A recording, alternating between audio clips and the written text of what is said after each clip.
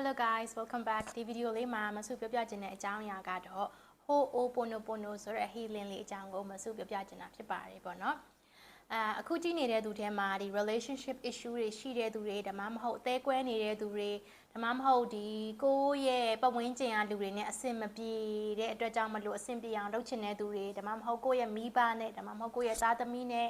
ကြောက်ကစားတွေဖြစ်နေတဲ့အတွက်ကြောင့်မလို့ဒီ relationship ကို improve ဖြစ်အောင်လုပ်ချင်တဲ့သူတွေရှိလို့ရှိရင်ဒီ healing method လေးနဲ့ try ကြည့်ပါပေါ့နော်ဒီ healing method လေးကအရင်က effective ဖြစ်တယ်ဘာကြောင့်မလို့ effective ဖြစ်တာလဲနောက်ပြီးတော့ဘယ်လိုလုပ်ရမလဲဆိုတာကိုမဆု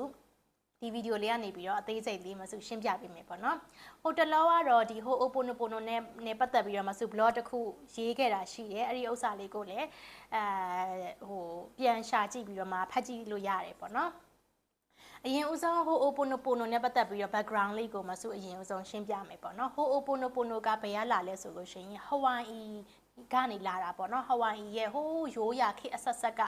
practice လုပ်လာကြတဲ့ဒီ spiritual ကို cleanse လုပ်တဲ့ healing method လေးပေါ့နော်မဆုကဒီ Ho'oponopono ကိုသိရှိသွားတဲ့အချိန်ကစပြီးတော့မှဒီ Ho'oponopono နဲ့ပတ်သက်ပြီးတော့မှကိုကအရန်ကို obsessed ဖြစ်တာပေါ့နော်ဘယ်သူတွေကဘယ်လိုတွေလုပ်ပြီးတော့မှဘယ်လိုတွေအောင်မြင်မှုတွေရသွားလဲဘာတွေဖြစ်လဲဆိုတာကိုထပ်ပြီးတော့မှ research ထပ်လုပ်တယ်ပေါ့နော်Ho'oponopono နဲ့ပတ်သက်ပြီးတော့မှစာအုပ်တွေလည်းဖတ်တယ်အဲ့ထဲမှာမဆုဖတ်တဲ့စာအုပ်က zero limit လို့ခေါ်တယ်စာရေးတဲ့သူ author နာမည်တော့မဆုမမှတ်မိတော့ဘူးအဲ့ထဲမှာကDr. Hewland ရဲ့ story ကိုလည်းရေးထားတာရှိရဲပြီးတော့ Dr. Hewland ကိုလည်း interview ထားတဲ့ဥစ္စာလေးပါတယ်ပေါ့နော် Dr. Hewland ရဲ့ဟိုပါပေါ့နော်အကြံပေးချက်လေးလည်းပါတယ်ပေါ့နော်အဲဒီတော့ပထမဦးဆုံးဒီ Ho'oponopono ရဲ့ inspired ဖြစ်တဲ့ story ကိုပြောရမယ်ဆိုလို့ရှိရင်တော့ Dr. Hewland ရဲ့ story ဖြစ်ပါတယ်ပေါ့နော် Dr. Hewland ကအခုဒီ2012လား22လားမသိဘူးအဲဒီမှာ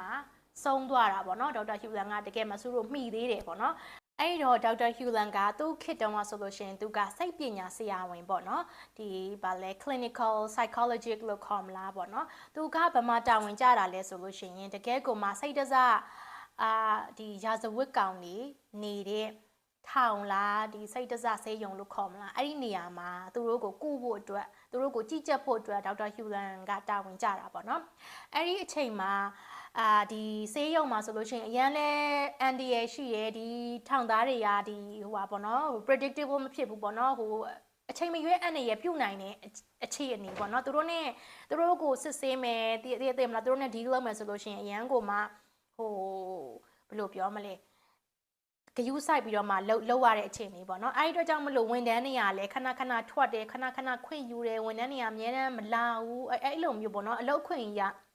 တကယ်ကိုမှဖယိုဖယဲနဲ့ကြောက်စရာကောင်းတဲ့အလုပ်ခွင့်ဖြစ်နေတာပေါ့နော်အဲ့ဒီနေရာကိုဒေါက်တာဟျူလန်ကရောက်သွားတယ်အဲ့ဒီခါမှာဒေါက်တာဟျူလန်ကဘလို့သဘောထားနေဒီဥစ္စာကိုကြော်လွှားလဲဆိုတော့ okay ဒီငါကအရင်ဆုံး healing လုပ်မယ်ပေါ့နော်ငါရဲ့ spirit ကဘယ်လိုပြောမလဲကြည်လင်တန့်ရှင်းသွားအောင်ငါ healing လုပ်မယ်ငါ healing လုပ်ခြင်းအပြင်ငါနဲ့ပတ်သက်တဲ့ပတ်ဝန်းကျင်ရလူတွေငါလူနာတွေကိုပါငါeventually သူတို့ပါ heal ဖြစ်သွားအောင်လို့ငါလုပ်မယ်ပေါ့နော်အဲ့ဒီလို healing လုပ်တာကိုသူက Ho'oponopono နဲ့လုပ်တယ်အဲ့တော့သူကဒီလူနာတွေကိုတယောက်ချင်းကိုလုံးဝမတွေးခဲ့ဘူးမျက်နှာချင်းဆိုင်တယောက်နဲ့မှသူမတွေးခဲ့ဘူးဒါပေမဲ့သူဘယ်လိုလုပ်လဲဆိုတော့ဒီလူနာတွေရဲ့စာရွက်စာတမ်းတွေ file တွေကိုသူကစုစည်းလိုက်တယ်စုစည်းပြီးတော့တယောက်ချင်းစီရဲ့ file ကိုကြည့်ပြီးတော့မှသူကအဲ့ဒီ Ho'oponopono ကိုရွတ်ဆိုတယ်ပေါ့နော်Ho'oponopono ရဲ့ဂါထာလေးမှာကကြတော့စာကြောင်းလေး၄ကြောင်းပဲပါတယ်အဲ့ဒီဥစ္စာက I'm sorry please forgive me thank you I love you I'm sorry please forgive me thank you I love you I'm sorry please forgive me thank you I love you သူကအဲ့ဒီ၄ကြောင်းကိုပဲသူကထပ်ခါဆိုတာပေါ့နော်ဒီတယောက်ချင်းစီရဲ့ file ကိုကြည့်ပြီးတော့မှဒါထပ်ခါဆိုရင်နဲ့မှသူ့စိတ်ကလည်းကြည်လင်တန့်ရှင်းလာတယ်ထုံနည်းအတူပဲဟိုဘက်ကသူ့ရဲ့လူနာကပါတဖြည်းဖြည်းနဲ့ heal ဖြစ်သွားတယ်ဘလို့တွေတောင်သူက progress ကဘလို့တွေတောင်မြန်ဆန်သွားလဲဆိုတော့တချို့လူနာတွေဆိုလို့ရှိရင်ဆေးတွေအရန်တောက်ရတယ်ကွာဆေးတွေအရန်ပေးမှသူတို့ကစိတ်ငြိမ်တာပေါ့နော်အဲ့လိုလူတွေဆိုလို့ရှိရင်ဆေးတွေနည်းသွားတယ်ဆေးပေး prescribe လုပ်တဲ့ဆေးတွေကတဖြည်းဖြည်းနဲ့ short ပေးလို့ရလာတယ်တချို့လူနာတွေဆိုလို့ရှိရင်ထောင်ထဲမှာလုံးဝပိတ်ထားရတယ်အဲ့လိုမျိုးလူနာတွေဆိုလို့ရှိရင်အပြင်ကိုသွားခွင့်လာခွင့်တွေရလာတယ်တဖြည်းဖြည်းနဲ့သူတို့ရဲ့ဟိုဘယ်လိုပြောမလဲ condition က improve ဖြစ်လာတဲ့အတွက်ကြောင့်မလို့တဖြည်းဖြည်းနဲ့ အဆင်ပြေလာတယ်ပေါ့နော်အဲ့တော့3နှစ်ကြာတဲ့အခါမှာဒီဆေးရုံကြီးကလုံးဝပိတ်လိုက်ရတယ်တယောက်မှလူနာတယောက်မှမရှိတော့ဘူးအကုန်လုံး heal ဖြစ်သွားတယ်အကုန်လုံးလွတ်မြောက်သွားကြတယ်ပေါ့နော်ဒါကတော့ဒေါက်တာဟျူလန်ရဲ့ inspired ဖြစ်တဲ့ story လေးပေါ့နော်အကယ်၍ကိုကဒီ Ho'oponopono နဲ့ပတ်သက်ပြီးတော့မှထပ်သိကျင်သေးတယ်ထပ်ပြီး research လုပ်ကျင်သေးတယ်ဆိုလို့ရှိရင်လည်း AI ကိုမေးလို့ရတယ် YouTube မှာရှာလို့ရတယ်တခြားစာအုပ်တွေလည်းရှိတယ်ထပ်ပြီးတော့မှ deep research ထပ်လုပ်လို့ရတယ်ပေါ့နော်ဒါကတော့မဆူဖတ်ပြီးခဲ့သမျှထဲမှာမဆူရဲ့အမှတ်ရစီရဲ့ story လေးကိုမဆူ share ပေးတာပေါ့နော်မဆူရဲ့ story မဟုတ်ဘူးเนาะဒေါက်တာဟျူလန်ရဲ့ story ဒီ Ho'oponopono အကြောင်းပြောရမယ်ဆိုလို့ရှိရင်တော့ဒေါက်တာဟျူလန်ရဲ့ story ကအများကြီးထိတ်ဆုံးကပေါ်လာလိမ့်မယ်ပေါ့နော်နောက်တစ်ခုကကြတော့ဒီ Ho'oponopono ကဒီဗုဒ္ဓဘာသာရှုထောင့်ကကြည့်မယ်ဆိုလို့ရှိရင်လည်း तू ကဘာနဲ့အလားတန်တူလဲဆိုတော့ဒီမေတ္တာပို့တာရယ်ပြီးတော့ကံခြေတာရယ်ပေါ့နော်အဲ့နှစ်ခုပေါင်းထားတဲ့ concept နဲ့ခက်ဆင်ဆင်သွားပြီးတော့ overlap ဖြစ်တယ်ပေါ့နော်ဒီမဆူရဗုဒ္ဓဘာသာမှာဆိုလို့ရှိရင်လေဒီခင်မုန်းကြီး10ပါးကြောတာတို့ဘာလို့ရှိရကွာခင်မုန်းကြီး10ပါးကြောတာဆိုလို့ရှိရင်ဘဝအဆက်ဆက်တန်တရာအဆက်ဆက်ကဒီခင်မုန်းကြီး10ပါးတော်ဆက်ခဲ့ဘူးတဲ့သူတွေကိုကာယကံဝစီကံမနောကံနဲ့ပြစ်မှားမိခဲ့တာရှိလို့ရှိရင်တောင်းပန်ပါတယ်ပေါ့နော်ခွင့်လွတ်ပါဆိုပြီးတော့မှမဆူတို့ဟိုတကယ်ဘယ်လိုပြောမလဲဟိုမကောင်းတဲ့ကံတွေပေါ့နော်မကောင်းတဲ့ကံအကျွင်းကြံတွေကို release ဖြစ်သွားအောင်လို့အဲ့လိုမျိုးဝင်ချတောင်းပန်လိုက်တာဝင်ချတောင်းပန်ခြင်းဒီအဲ့လိုမျိုးဂျားထဲမှာရှိတဲ့ဝစ်ကျွေးတို့ရေစက်တို့သိရမလားဟိုတင်ကြံနေတဲ့အကျွေးတွေပေါ့နော်အကျွေးတွေကိုကြည်သွားစေနိုင်နေပေါ့နော်နောက်တစ်ခုကကျတော့မေတ္တာပို့တာတစ်ဖက်သားကိုကောင်းတဲ့ intention လေးနဲ့ကောင်းစေခြင်းနဲ့မေတ္တာလေးပေါ့နော်ကျေးဇူးတင်တဲ့တက်ကလေးမေတ္တာတက်ကလေးပို့တာပေါ့နော်ဒီ Ho'oponopono ဒီစာကြောင်းလေး၄ကြောင်းကအဲ့ဒီဥစ္စာတွေအကုန်လုံးခြုံငုံမိရယ်ကွာဒီခွန်မွန်ကြီး10ပါးကြောတာတို့ဘာတို့မေတ္တာပို့တာတို့ဆိုရင်မဆူတို့ဗုဒ္ဓဘာသာအနေနဲ့ဆိုလို့ရှိရင်စာတွေအများကြီးစိုးနေအောင်မင်းအဲ့တော့စာပေါ်မှာပဲအာရုံရောက်သွားပြီးတော့သူ့ရဲ့ဟိုဘယ်လိုပြောမလဲအနှစ်သာရကိုမဆူတို့မခံစားရတဲ့ဟာမျိုးတွေလည်းရှိမယ်ကွာဒါပေမဲ့ဒီ Ho'oponopono ကကြတော့ဒီစာကြောင်းလေးကြောင်းရွတ်တာနဲ့ကိုပဲသူ့ရဲ့အနှစ်သာရကိုမဆူတို့အချက်ချင်းခံစားရတယ်ချက်ချင်းဟို instantly ကိုစိတ်ထဲမှာအေးချမ်းသွားစေတယ်ပေါ့နော်မယုံဘူးဆိုလို့ရှိရင်အဲ့ Ho'oponopono ကို3ခေါက်ပဲအခုဆိုကြည့်မဆူဆိုပြမယ်နော် I'm sorry please forgive me thank you I love you I'm sorry please forgive me thank you I love you I'm sorry please forgive me thank you I love youအဲ့ဒီလိုမျိုးဆိုလိုက်တာနဲ့ကိုချက်ချင်းစိတ်ထဲမှာလေအေးချမ်းသွားတာကွာမဆူဆိုလို့ရှိရင်တစ်ခါတလေကြားလို့ရှိရင်ဘယ်လိုလုပ်လဲဆိုတော့ဟိုတလောကဆိုရင်မဆူကိုဆဲတဲ့ comment တွေအသေးများတာသိလားcomment အဲ့အခု200လောက်ရှိတယ်200စလုံးကလုံးဝ positive မဟုတ်ဘူး negative တွေပဲအဲ့တော့ဆိုရင်မဆူအသေးလောင်တာအဲ့တော့မဆူဘာလုပ်လဲဆိုတော့ကိုလောင်တိုင်းကိုရဲ့စိတ်ကသိရမလားဒီလိုမျိုးအရန်ကြီးကိုမှဒေါသထွက်တာအဲ့ဒေါသတွေကိုအပြင်ကိုမဖြန့်ချင်ဘူးကွာအဲ့တော့မဆူဘလို့ဒီလုံးမလဲဆိုတော့အဲ့ဒီ comment ရေးတဲ့သူတွေကိုအဲ့ဖုန်းထဲမှာပေါ့နော်အဲ့တော့ကြည့်ပြီးတော့မှသူတို့ကိုတယောက်ချင်းစီကို I'm sorry please forgive me thank you I love you အဲ့လိုမျိုးပြောလိုက်တယ်အဲ့လိုပြောလိုက်ခြင်းအပြင်3-4ခေါက်လောက်ပြောလိုက်ခြင်းအပြင်ဒီ comment မဆူကိုဆဲတဲ့သူကိုမဆူလုံးဝဒေါသတရားမရှိတော့ဘူးစိတ်ထဲမှာအေးချမ်းသွားတယ်ပေါ့နော်သူ့ကိုကောင်းစေခြင်းနဲ့အရာလေးဖြစ်စေခြင်းနဲ့ကောင်းတဲ့ဓာတ်ကလေးဟိုဟာဖြစ်စေခြင်းနဲ့ပေါ့နော်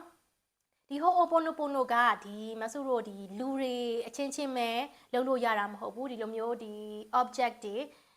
ပစ္စည်းတွေကိုလည်းလုပ်လို့ရတယ်ကွာဒီအကောင်လုံးမှာဆိုလို့ရှိရင် karmic action တွေရှိရဲ့တဲ့ပြောရမယ်ဆိုလို့ရှိရင်တော့ရေဇက်ပေါ့နော်ဟိုဗုဒ္ဓဘာသာအနေနဲ့ပြောရမယ်ဆိုရေဇက်တွေရှိတယ်ပေါ့နော်ဒီလူတွေဆိုလို့ရှိရင်လည်းချင်းချင်းရေဇက်ရှိလို့စုံကြတာအဲ့တော့ဂျားထဲမှာဒီresidual ပေါ့နော်ဒီဘယ်လိုပြောမလဲကံအကျွင်းအကြံတွေရှိနေလို့ရေဇက်တွေရှိနေလို့သာလာစုံနေကြတာတချို့ရေဇက်တွေကကောင်းတယ်တချို့ရဲ့ရေဇက်တွေကဝစ်ကျွေးလိုမျိုးပဲမကောင်းအဲ့ဒီဥစ္စာတွေကိုခြေဖြတ်နိုင်တယ်ဆိုလို့ရှိရင်ကောင်းတဲ့ကံတွေကိုပို့ပြီးတော့မှအကျိုးသက်ရောက်မှုဖြစ်စေတယ်ပေါ့နော်ဗုဒ္ဓဘာသာအနေနဲ့ပြောရမယ်ဆိုလို့ရှိရင်လေဆရာတော်ဘာလို့လဲဟိုဆရာတော်လေပန်ထရာဘယင်မကြီးနဲ့စုံနေဆိုတဲ့ဆရာတော်ပေါ့နော်အဲ့ဆရာတော်နာမည်မေ့သွားပြီပေါ့နော်အဲ့ဆရာတော်ကြီးပြောထားတာကြတော့24နာရီမပြတ်အတိနဲ့ပဲ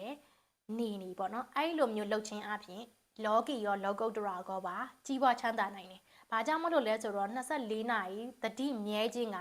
မကောင်းတဲ့ကံတွေကိုအဟောတိကံဖြစ်သွားစေနိုင်တယ်။မကောင်းတဲ့ကံတွေအကုန်လုံးပယ်ချပြီးတော့မှ တကယ်ကံကောင်းနေရပို့ပြီးတော့မှ effect ဖြစ်စေတယ်ပေါ့နော်ဟို Ho'oponopono ကလည်းအဲ့တိုင်းပဲကိုကစိတ်ကိုတေချာလေးစုစည်းပြီးတော့မှဆိုလိုက်တဲ့အတွက်ကြောင့်မလို့တတိလေးလည်းပါသွားတယ်မေတ္တာတရားလေးလည်းပါသွားတယ်ပြီးတော့မကောင်းတဲ့ကံတွေကိုပါပယ်ချဖို့အတွက်ကိုကတောင်းပန်လိုက်တဲ့ပုံစံလေးဖြစ်သွားတယ်ပေါ့နော်ဒါကတော့သူ့ရဲ့concept လေးပေါ့နော်နောက်တစ်ခုကကြတော့အဲ့လိုမျိုးအသေးကွဲနေတာတို့သိရမလားဟိုဘာမှလှုပ်ချင်ကညင်စိမ့်မရှိဘူးလှုပ်လို့လည်းမရဘူးစိတ်တက်တွေလည်းရမ်းနေကြနေတယ်ဘယ်လိုလုပ်ရမလဲမဆုလည်းငယ်ရာကနေကြီးလာတာကွာ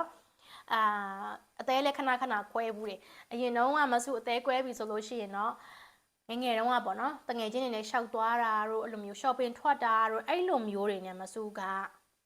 ကုစားတယ်ပေါ့နော်ဒါပေမဲ့ဒီဥစ္စာကမှန်ကန်တဲ့ကုစားနေမဟုတ်ဘူးအသေးကွဲတဲ့ခံစားချက်ကိုဒီလိုမျိုးစိတ်ထဲကပူဆွဲနေတဲ့ခံစားချက်ကိုခဏတာလောက်တော့မေးပြောင်းနိုင်ရင်မေးပြောင်းနိုင်လိမ့်မယ်လွတ်မြောက်ရင်တော့လွတ်မြောက်နိုင်လိမ့်မယ်ဒါပေမဲ့အိမ်ပြန်ရောက်ပြီးတော့မှကိုယ့်အခန်းထဲကိုပြန်ရောက်တဲ့ခါကြလို့ရှိရင်ဒီအသေးကွဲတဲ့ခံစားချက်ကြီးကိုပြန်ပြီးတော့မှမျက်နှာချင်းပြန်ဆိုင်ရမှာပဲအဲ့ဒီဥစ္စာကဟိုးရဲ့ deep ဘယ်လိုပြောမလဲအမြင့်မပြတ်သွားဘူးကွာကိုယ့်ရဲ့ system ထဲမှာရှိတော့မယ်ပေါ့နော်အဲ့တော့ကိုယ့်ရဲ့ system ထဲမှာရှိနေတဲ့အသေးကွဲတယ်ဆိုတဲ့ခံစားချက်ကြီးအသေးကွဲတယ်ဆိုတဲ့ vibe ကြီးကိုလုံးဝဟိုအမြင့်ပြတ်သွားအောင်ကုစားပြီးမှသာကိုကပြန်ပြီးတော့မှပုံမှန်အနေနဲ့ဘယ်လိုပြောမလဲအကြည့်တက်ပြန်ရမှာပေါ့နော်အဲ့တော့တခြားဥစ္စာတွေနဲ့ဒီ shopping mall တွေရှောက်သွားတာကာရာအိုကေတွေသွားဆိုတာတွေကကြတော့ကိုယ့်ရဲ့ healing journey ကိုပို့ပြီးတော့မှနှောင့်နှေးသွားအောင်လို့ခဏ distract လုပ်တဲ့ပုံစံတွေပဲရှိတာပေါ့နော်အဲ့တော့ကြောင့်မလို့ကိုအသေးကွဲနေတယ်လုံးဝစိတ်ထဲမှာဒီလိုမျိုးကြီးခံစားချက်ကြီးတစ်ခုခုပေါ့နော်အဲ့လိုမျိုးကြီးဒီမှောင်တဲ့ခံစားချက်ကြီးတစ်ခုခုရှိနေတယ်ဆိုလို့ရှိရင်လုံးဝ heal လုပ်လိုက်ပေါ့နော်လုံးဝအကုန်လုံး break ယူပြီးတော့မှ healing လုပ်လိုက်လုံးမဲ့ဆိုလို့ရှိရင်လည်းဒီ Ho'oponopono ကတော့မဆု recommend ပေးတဲ့ဥစ္စာပေါ့နော်တခြားဥစ္စာတွေဆိုလို့ရှိရင်လည်းတခြားအရာ healing method တွေလည်းအများကြီးရှိရဲဒါပေမဲ့ဒီ Ho'oponopono ကတော့အလွယ်ဆုံးပေါ့နော်သူကကြတော့ဘယ်လို intention နဲ့လုပ်ရမှာလဲဆိုတာအရေးမကြီးဘူးတဲ့ဥပမာပေါ့နော်ကိုကရီးစားနဲ့ပြတ်သွားတယ်ပဲထားပါတော့ပေါ့နော်ကိုယ့်ရဲ့ရီးစားကိုအရန်ပြန်လိုချင်တယ်အရန်ပြန်လာစေချင်တယ်အရန်ပြန်တွဲချင်တယ်ဆိုတဲ့ intention နဲ့လုပ်လဲရတယ်လုပ်ဘာကြောင့်မလို့လဲဆိုတော့မဆုတို့ဒီ Ho'oponopono ကကောင်းတဲ့ action ဖြစ်တယ်ကွာကောင်းတဲ့ action လုပ်ရင်းနဲ့ကိုယ့်ရဲ့မမှန်ကန်တဲ့ intention ကပါတဖြည်းဖြည်းနဲ့ပြောင်းသွားလိမ့်မယ် action ကနေပြီးတော့မှ intention ကိုပြန်ပြောင်းယူသွားတဲ့သဘောပေါ့နော်တဖြည်းဖြည်းနဲ့မှန်ကန်သွားလိမ့်မယ်များသောအားဖြင့်ကတော့မဆုတို့ကစိတ်ကဥဆောင်တယ်လို့ပြောကြတယ်စိတ်ကြောင့်မလို့မဆုတို့ရဲ့ action တွေကလိုက်တာလို့ပြောကြတယ်ဒါပေမဲ့တစ်ခါတလေကြားလို့ရှိရင် intention ကမှန်ကန်မတွေးနိုင်ဘူးဆိုလို့ရှိရင်ကောင်းတဲ့ action တစ်ခုကိုသာဆွဲမြဲလုံရင်းနဲ့ intention ကပါသူ့အလိုနင်းနဲ့ပြန်မှန်ကန်သွားလိမ့်မယ်ပေါ့နော်အဲ့တော့ intention ကအရေးမကြီးဘူး action ကအရေးကြီးတယ်လုံရင်းနဲ့မှမသိစိတ်ထဲကသူ့ဟာသူပြန်ပြင်သွားလိမ့်မယ်ပေါ့နော်ဒီဥစ္စာကတော့ဘလို့ intention နဲ့သွားရမလဲဆိုတာပေါ့နော်တစ်ခုကကြတော့လူတွေတော်တော်များများပေါ့နော်မစုပါဝင်ပေါ့ဘလို့လဲဆိုတော့အခုရေတွင်းတူးတယ်အခုရေကြီးတောက်ချင်တယ်အခုဒါလုပ်တယ်ပြီးရင်ချက်ချင်းအဖက်ပြစေချင်တယ်အဲ့လိုမျိုးတွေဖြစ်တယ်ပေါ့နော်ဒီဥစ္စာလည်းမစုဒီ recently မှကို aware ဖြစ်တာကွာဘာကြောင့်မလို့လဲဆိုတော့ဥပမာမစုဒီ content တွေ create လုပ်တယ်အခု video တွေ3-4ပုတ်တင်ပြီးလို့ရှိရင်ချက်ချင်းကိုမစုကလိုချင်တာဘယ်လိုပြောမလဲအခုထိလည်း customer တွေလည်းမလာသေးဘူးကိုဒီလည်းဘယ်သူမှလည်းမကြည့်သေးဘူးဘယ်သူမှလည်းမ share သေးဘူးအဲ့လိုမျိုးကိုယ့်ရဲ့ action ကိုချက်ချင်းကို affect ပြစေချင်တာကွာဘာကြောင့်မလို့လဲဆိုတော့မစုပြန်ပြီးတော့မှသုံးသပ်လိုက်တဲ့ခါကျတော့မစုကအသက်16နှစ်ကနေစပြီးတော့မှမစုစအလုပ်လုပ်တယ်ဒါကတော့မစုရဲ့ personal story ကို share ပေးတာနော်16နှစ်ကနေစပြီးတော့မှစလိုက်တင်နေပေါ့နော် freelance အလုပ်တွေလုပ်တယ်ပေါ့အဲ့ဒီအသက်30ကျော်ထိပေါ့နော်အဲ့ဒီမှာဆိုလို့ရှိရင်မဆုတဘဝလုံးကဘယ်လိုမျိုးသွားလဲဆိုတော့မဆုရဲ့အချိန်ဒီမဆုရဲ့ဗာလဲလောက်အားဒီပတ်စံမယ်အချိန်တစ်နာရီပြီးရင်အဲ့တစ်နာရီစာပတ်စံရတယ်အဲ့လိုမျိုးနဲ့အုံနောက်က wired ဖြစ်နေတာအချိန်တစ်နာရီပေးမယ်ဆိုရင်အဲ့တစ်နာရီစာငါရရမယ်ဘာပဲဖြစ်ပတ်စံပဲဖြစ် whatever okay ဒါပေမဲ့တဖြည်းဖြည်းနဲ့ကိုယ့်ရဲ့ဥစ္စာကအဆင့်မြင့်လာတဲ့ခါကြလို့ရှိရင်ကိုယ့်ရဲ့သူ့ရဲ့ return ကချက်ချင်းရကြမှာရလိမ့်မယ်ပေါ့နော်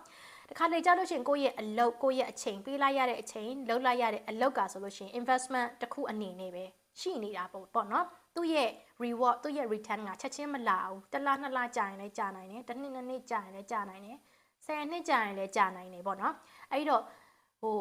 အခုရေတွင်းတူးပြီးအခုရေကြီးတောက်ချင်နေဆိုတော့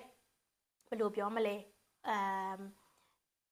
ဟာမျိုးပေါ့နော် instant gratification လို့လည်းခေါ်တာပေါ့နော်အဲ့ဒီဥစ္စာကြီးကိုအရင်ညှော်လင်းလို့တော့မရဘူးပေါ့နော်လုံးစရာချီတာကိုတေးသေးချာချာ design မတ်မတ်ယုံကြီးကြီးနဲ့လုပ်လိုက်ပေါ့နော်သူအချိန်တန်လို့ရှိရင်အကျိုးပေးချိန်တန်လို့ရှိရင်သူဟာသူပြန်လာလိမ့်မယ်ပေါ့နော်ကိုက desperation ကြီးနဲ့လောက်တယ်3-5ကောက်လောက်ပဲဒီနေ့3-5ကောက်လောက်ပဲရွတ်တယ်အခုချိန်ထိဘာမှလည်းမထူးကြသေးဘူးဆိုပြီးတော့မှအဲ့လိုမျိုးလက်လျှော့သွားတာမျိုးကတော့အဆင်မပြေဘူးပေါ့နော်ပြီးတော့မဆုအနေနဲ့ပြောရမယ်ဆိုလို့ရှိရင်ဒါကတော့မဆုကကြုံနှုံးကိုယ့်ရဲ့ဥစ္စာနဲ့နှိုင်းပြီးတော့မှပြောပြပေးတာပေါ့နော်မဆုအခုနောက်ပိုင်းဆိုလို့ရှိရင်မဆုအဲ့လိုမျိုးအဓိဋ္ဌနေဝင်နေတရားတွေထိုင်နေဆိုလို့ရှိရင်မဆုပြင်းပြင်းထန်ထန်ပဲလောက်တာများတယ်တခုခုပေါ့နော်စိတ်ထဲမှာတခုခု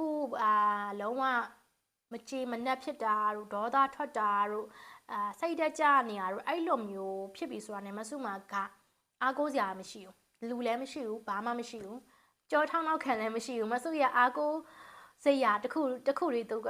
့တခုဒီတော်နီလန်ကဘာသာရေးပဲအဲ့တော့မဆုဒိတ်ထန်နေအသေးအောင်ဝင်နေအဲ့လိုမျိုးတစ်ခါလေကြားလို့ရှိရင်4-5-6နာရီလောက်တနေ့ကိုပေါ့နော်4-5-6နာရီလောက်ရုပ်ဖတ်တဲ့ရေတာရှိရင်ရုပ်ဖတ်တဲ့ရေလိုက်တယ်ပြီးလို့ရှိရင်ရုပ်ဖတ်တဲ့ရေပြီးသွားတဲ့ခါကျလို့ရှိရင်စိတ်ကလေးကချက်ချင်းကိုတည်ငြိမ်သွားတဲ့ပုံစံလေးဖြစ်သွားတယ်ကွာအဲ့ခါကျလို့ရှိရင်တရားထိုင်လိုက်တယ်တရားထိုင်တဲ့ဥစ္စာလေးတွေကိုခက်စိတ်ကလေးလုပ်လိုက်တယ်ပေါ့နော်အဲ့ခါကျလို့ရှိရင်ချက်ချင်းကြီး instantly heal ဖြစ်သွားတယ်ပေါ့နော်တခါလေကြားလို့ရှိရင်ဒါကတော့မဆုဟုတ် oponopono နဲ့တော့ဒီလောက်ကြီး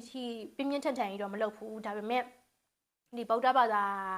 ဒီအဋိဌာန်တွေတော့မဆုဝင်တယ်ကွာဒီမဟာသမယတုတ်ရွတ်တာတို့ဥခန္ဒီပတိစိတ်တာတို့မဟာသမယတုတ်ဆိုလို့ရှိရင်လည်း108ခေါက်ပြည့်အောင်ရွတ်တယ်တနေ့တည်းနဲ့ရွတ်တာတော့မဟုတ်ဘူးကွာတနေ့ကိုတစ်ခါကြာရင်ခေါက်20အထိရွတ်တာမျိုးရှိတယ်ပြီးတဲ့လောက်ပေါ့နော်ဒီတပတ်အတွင်းဖြစ်နေဖြစ်နိုင်တယ်တစ်လအတွင်းဖြစ်နေဖြစ်နိုင်တယ်108ခေါက်အဋိဌာန်လိုက်ပြီဆိုရင်အဲ့ဒါကိုပဲမပြီးမချင်းရွတ်တာပေါ့နော်နေ့တိုင်းတခြားအလုပ်ကိုမလုပ်ဘူးပေါ့နော်ဒီဥစ္စာကိုတကယ်ထမင်းကျွေးရဲ့အလုပ်တစ်ခုလို့ကိုမဆုကသဘောထားပြီးတော့မှဒီဘာသာရေးကိုဘာသာရေးနဲ့healing လုပ်တာပေါ့နော်ဘာသာရေးကိုအသုံးပြုပြီးတော့မှ healing လုပ်တဲ့သဘောမျိုးပေါ့အဲ့တော့လုံးမဲ့ဆိုလို့ရှိရင်လေပြင်းပြင်းထန်ထန်လို့ဘာကြောင့်မို့လို့လဲဆိုတော့မဆုကဒီဥစ္စာကအရန်ကြီးကိုမှ common ဖြစ်တဲ့အရာတစ်ခုပေါ့နော်မဆုကိုလာမေးတဲ့သူတော်တော်များများပေါ့နော်သူတို့ကစိတ်တက်ပြင်းထန်မှုကတော်တော်အားနေတာသီလားအဲ့လိုမျိုးပြင်းတဲ့သူတွေတို့စိတ်တက်ကမပြင်းထန်တဲ့သူတွေဆိုလို့ရှိရင်လေအကျိုးကတက်ရောက်မှုမရှိဘူးကိုကအရန်ကြီးစိတ်က down နေတယ်ဆိုလို့ရှိရင်အဲ့ဒီဥစ္စာကိုပြန်ပြီးတော့မှတိုက်ထုတ်ဖို့အတွက်ပြင်းပြင်းထန်ထန်လုံးမရမှာမဆုဟိုတလောကဆိုရင်ဟိုတလောဆိုလွန်ခဲ့တဲ့2နှစ်လောက်ကပေါ့နော်ဆီယာမရှိုးမိမိချက်ရဲ့ဥခဏီကာရာကိုသူ့ရဲ့ experience လေးကို share ထားတာမဆုတွေ့လိုက်တယ်သူကလည်းတော်တော်ကိုမှစိတ်တက်ပြင်းထန်တဲ့ထဲမှာပါတယ်အဲ့ဒါကြောင့်မလို့မဆုကသူ့ကိုအရန်လေးစားတာပေါ့နော်သူကမဆုတက်အသက်ငယ်တယ်ဒါပေမဲ့သူ့ကိုအဲ့ဗီဒီယိုလေးကြည့်လိုက်တာနဲ့ဟာငါလိုမျိုးပဲပေါ့နော်တော်တော်ကိုမှသူကမနက်3နာရီ4နာရီထပြီးတော့မှဥခဏီကို10ဘတ်စိတ်တာဖျားစင်ရှေ့မှာစိတ်တာနော်မနက်3-4နာရီထပြီးတော့မှဥခဏီကာရာကို10ဘတ်ဆိုလို့ရှိရင်2နာရီလောက်တော့ကြာ2နာရီ3နာရီလောက်ကြာလုံးဝမထပဲနဲ့စိတ်တာတလတီပေါ့နော်တလပြီးသွားတာနဲ့သူ့ရဲ့ဥစ္စာကချက်ချင်းပြောင်းသွားတာပေါ့နော်သူ့ရဲ့ကံကချက်ချင်းပြောင်းသွားတာသူကအဲ့ဒီဥခဏီနဲ့သူက healing လုပ်လိုက်တဲ့သဘောမျိုးပေါ့နော်အဲ့လိုမျိုးပဲအဲ့လိုမျိုးပြင်းပြင်းထန်ထန်နေတာလှုပ်လိုက်ဒေါသကြီးနဲ့ပဲဒေါသဖြစ်ရင်လည်းဖြစ်ပလိစေဒါပေမဲ့အဲ့ action ကိုမှန်ကန်တဲ့ action ကိုပြင်းထန်တဲ့စိတ်နဲ့လုပ်ပေါ့နော်လုပ်မယ်ဆိုလို့ရှိရင်တော့တကယ်ကိုအကျိုးထူးတယ်ဘာပဲလုပ်ဒီဟိုအိုပိုနိုမှမဟုတ်ဘူးတခြားအဋိဌာန်တွေဝင်လဲရတယ်ကိုတန်ရပေါ့နော်ဒါပေမဲ့ဒီဗီဒီယိုကမဆုက focus လုပ်တာကဒီ relationship သမားတွေrelationship ထဲမှာဘယ်လိုပြောမလဲ issue ရှိတဲ့သူတွေ relationship ကို improve ဖြစ်ချင်တဲ့သူတွေကိုမဆုက focus down ဖြစ်တယ် focus ထားတဲ့အတွက်ကြောင့်မလို့ဟို oponopono လေးကိုမဆုက recommend ပေးတာပေါ့နော်တကယ်လဲသူကအကျိုးသက်ရောက်မှုရှိတယ်အထူးသဖြင့်ဒီ relationship သမားတွေဆိုလို့ရှိရင်အရန်ကိုလုံးတင်နေပေါ့နော်ကိုယ့်ရဲ့ဘယ်လိုလုပ်ရမလဲဆိုတော့ကိုယ့်ရဲ့ ex ကိုပြန်ပြီးတော့မှအဆင်ပြေခြင်းတဲ့သူပေါ့နော်သူ့ရဲ့ဓာတ်ပုံဖြစ်သူ့ရဲ့ပုံရိပ်ကိုစိတ်ထဲမှာမြင်အောင်ကြည့်လိုက်ပြီးတော့လို့ရှိရင်စောနာမဆုပြောတဲ့စာကြောင်းလေးကြောင့် I'm sorry please forgive me thank you I love you အဲ့လိုမျိုးကိုပြောနေချိန်ဖတ်များစွာပြောရင်နဲ့ကိုမှသူ့အပေါ်မှာထားတဲ့ဒေါသတရားတွေသူ့အပေါ်မှာထားတဲ့ဘယ်လိုပြောမလဲဟိုမကောင်းတဲ့စိတ်တွေကတဖြည်းဖြည်းရောကျသွားလိမ့်မယ်ကိုယ့်ဘက်ကဒီလိုမျိုး energy ကဖြစ်သွားပြီဆိုတာနဲ့သူ့ဘက်ကလည်းတဖြည်းဖြည်းနဲ့ဘယ်လိုပြောမလဲကောင်းတဲ့ energy တွေကောင်းတဲ့ vibration တွေ activate ဖြစ်လာလိမ့်မယ်ပေါ့နော်ဒါကတော့ဒီ energy ရဲ့သဘောတရားပေါ့ ဒီ online မှာဆိုလို့ရှိရင်လည်းရှာကြည့်လို့ရတယ်ကွာဒီ Ho'oponopono success story တို့ Ho'oponopono results တို့လူအများကကြတော့သူတို့ကမနက်108ခေါက်ညနေ108ခေါက်ဆိုပြီးတော့ရွတ်ကြတယ်တချို့ကကြတော့ပေသီးလေးနဲ့ရွတ်တယ်တချို့ကကြတော့108လုံးပတိလေးနဲ့ပတိစိတ်တယ်တချို့ကကြတော့ဒီတိုင်းပဲ count လုပ်တာပေါ့နော်ကိုယ်အဆင်ပြေတယ်လို့မျိုးလုပ်လို့ရတယ်ဒါပေမဲ့ Ho'oponopono ကို108ခေါက်ပဲရွတ်မယ်ဆိုလို့ရှိရင်တော့မိနစ်20လောက်ပဲကြာတယ်15မိနစ်20ပေါ့နော်မနက်ကို15မိနစ်20ညနေ15မိနစ်20အဲ့လောက်ပဲကြာတယ်။သို့ပေမဲ့ကိုယ့်ရဲ့စိတ်ကအရန်ကို down နေတယ်အရန်ကိုမှခံစားရခက်နေရဆိုလို့ရှိရင်မိနစ်20လောက်နဲ့မလုံလောက်ဘူး။ဆောနာမဆုပြောသလိုမျိုးပဲပြင်းပြတဲ့စိတ်နဲ့အချိန်အကြာကြီးနိုင်ပေါင်းများစွာပေါ့နော်5-6နာရီလောက် invest လုပ်လိုက်3-4ရက်လောက်ဆိုလို့ရှိရင်လုံးဝထူးကြတယ်ကွာ3-4ရက်လောက်ဆိုတော့ねလုံးဝစိတ်ကပါကြည်ထွက်သွားပြီးတော့တခြား area တွေမှာပါကွာကိုယ့်ရဲ့ social ဖြစ်မယ်ကိုယ့်ရဲ့အလုပ်အကိုင်တွေဖြစ်မယ်အကုန်လုံးကကန်နေပွင့်သွားပြီးတော့မှသူ့ရဲ့ကိုယ်တိုင်လက်ခံစားရတယ်ခါလေကြလို့ရှိရင်ငါချမောင်ကျော်လေးစားကြင်လိုက်တာဆိုရင်အဲ့ချမောင်ကျော်လာပို့တဲ့သူကအဲ့နေပဲကွာမဆိုရင်ခဏခဏမဟာသမယတော့ယူလို့ရှိရင်အဲ့လိုမျိုးအမြဲကြုံနေကန်နေကပွင့်ပြီးစိတ်ကအရန်ကြည်သွားပြီဆိုလို့ရှိရင်ကိုရဲ့တောင်းတလိုက်တဲ့ဥစ္စာကတကယ်ဖြစ်လာတယ်ပေါ့နော်အဲ့တော့ကိုကလူမျိုးထိုင်းမိုင်းပြီးတော့မှမှောင်မိုက်တဲ့ vibe ကြီးနဲ့အချိန်ဖြုံးပြီးတော့မနေနဲ့ပေါ့နော်အဲ့လိုမျိုးမှောင်မိုက်တဲ့စိတ်ခံစားချက်ကြီးဖြစ်လာပြီဆိုလို့ရှိရင်အဲ့ဒါကိုမရရအောင်တိုက်ထုတ်အချိန်နိုင်ပေါင်းများစွာပေးတဲ့ရင်လည်းပေးလိုက်ပေါ့နော်အဲ့ခါကြလို့ရှိရင်ကန်နေပြန်ပွင့်လာလို့ရှိရင်ကိုစီကိုတည်ရမလားကောင်းတဲ့အရာတွေက attract ဖြစ်လာလို့ရှိရင်ကိုယ်တိုင်လည်း motivation ကသူ့အလိုလိုပြန်တက်လာတယ်ပေါ့နော်ဒါကတော့မစူပေးခြင်းနဲ့ဘယ်လိုပြောမလဲ message လေးပေါ့နော်အဲ့တော့ညီကုန်းချုပ်ရမယ်ဆိုလို့ရှိရင်မစူ Ho'oponopono လေးနဲ့ပဲညီကုန်းချုပ်လိုက်ပါမယ် I'm sorry please forgive me thank you I love you မစူအကယ်၍ပြောတဲ့အထက်မှာအမှားပါသွားခဲ့ရင်အခုကြည့်နေတဲ့သူကိုတစုံတရာများဒီစိတ်အနှောက်အယှက်ပေးခဲ့လိုက်တာရှိလို့ရှိရင်မစူတောင်းမှပါတယ်မစူကိုခွင့်လွှတ်ပေးပါအားလုံးကိုစိတ်ချမ်းသာစေချင်ပါတယ်အားလုံးစိတ်ချမ်းသာကြပါစေကျေးဇူးတင်ပါတယ်ပေါ့နော်နောက်ဗီဒီယိုလေးမှာပြန်တွေ့ကြမယ် bye bye